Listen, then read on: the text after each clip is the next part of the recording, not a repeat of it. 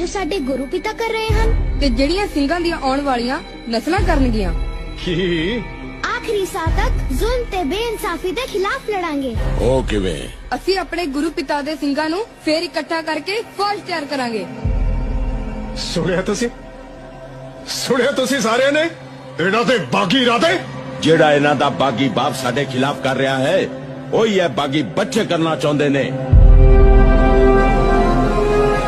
ਹੁਣ ਦੱਸੋ ਦਰਬਾਰ ਵਿੱਚ ਬੈਠੇ ਕਾਜ਼ੀਓ ਤੇ ਵਜ਼ੀਰੋ ਕਿ ਮੁਗਲਿਆ ਸਲਤਨਤ ਦੇ ਇਹਨਾਂ ਬਾਗੀਆਂ ਬਾਰੇ ਤੁਹਾਡੀ ਕੀ ਰਾਏ ਹੈ?